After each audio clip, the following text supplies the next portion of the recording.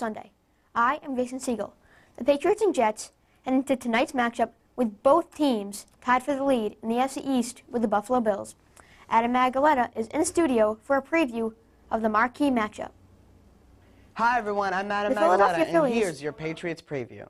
The New England Patriots go into MetLife Stadium to take on the New York Jets today in an 8:15 game. The Patriots are coming off of two tough losses against the Pittsburgh Steelers and the New York Giants. The Patriots haven't lost 3 straight games since 2002. The Jets, on the other hand, have won their last 3 games. Both teams are coming in with a record of 5-3. This game is especially important since the Jets and the Patriots are both tied for first place in the AFC East, along with the Buffalo Bills. The last time these two teams met was in Week 5, with the Patriots winning 30-21.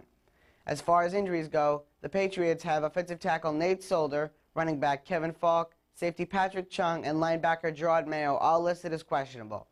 Also, linebacker Brandon Spikes is listed as out for the game today. For the Jets, the only injury is safety Brodney Poole, who is listed as out for the game today. That's it. For YBA Sports, I'm Adam Magaletta. All right, thanks, Adam. Now we're going to go to the NFL games at 1 o'clock. Jacksonville knocked off Indianapolis 17-3. Jones Drew had 24 carries and 114 yards, 1 touchdown. Curtis Painters, 13 for 19, 94 yards, no touchdowns. New Orleans and Green Bay. New Orleans and Atlanta, 26-23 in overtime. Saints winning. Breeze, 30 for 43, 322 yards, 2 touchdowns. Matt Ryan, 29 for 52, 351 yards, and 2 touchdowns. Houston 37, Tampa Bay 9. Matt Schaub 11 for 15, 242 yards and 2 touchdowns. Josh Freeman 15 for 35, 170 yards and 1 touchdown. Pittsburgh knocked off division rival Cincinnati 24-17. Rashard Mendenhall 2 rush touchdowns for Pittsburgh. Andy Dalton 15 for 30, 170 yards, 2 touchdowns for Cincinnati. Tennessee 30, Carolina 3. Matt Hasselbeck 15 for 27, 219 yards, 1 touchdown. Cam Newton, 23 for 40, 212 pass yards, no touchdowns on the day. Arizona 21, Philadelphia 17. Larry Fitzgerald, 7 receptions for 146 yards and 2 touchdowns. Michael Vick was 16 for 34 for 128 yards, no touchdowns. LaShawn McCoy, 14 carries, 181 yards, and 1 touchdown. Denver 17, Kansas City 10. Tim Tebow, 2 for 8, 69 pass yards and 1 touchdown. Matt Castle, 13 for 28, 93 yards and 1 touchdown.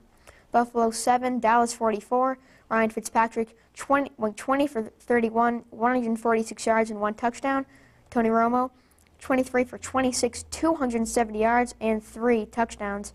St. Louis 13, Cleveland 12. Sam Bradford, 15 for 26, 155 yards and 1 touchdown.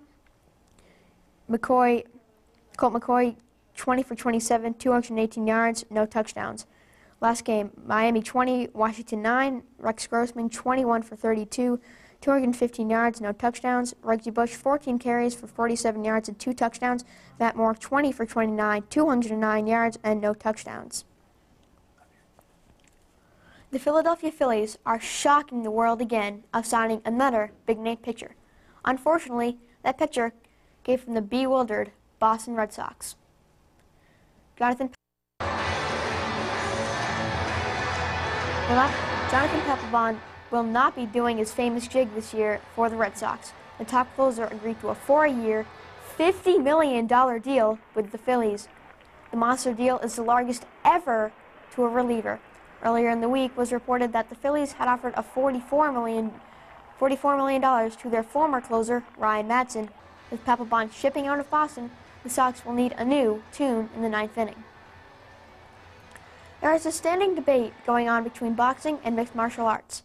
Who will supersede the other in popularity? Last night's boxing and UFC was head-to-head with 2 mega fights competing for viewers. Champion Cain Velasquez squared off with Junior Dos Santos in UFC's network debut on Fox.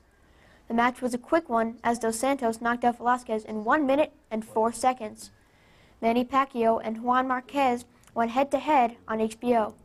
Pacquiao won by the way of a controversial decision in a close fight with Marquez. So guys, is it rare to have it is rare to have two similar sports competing for an attention. Which one is going to take the lead, guys?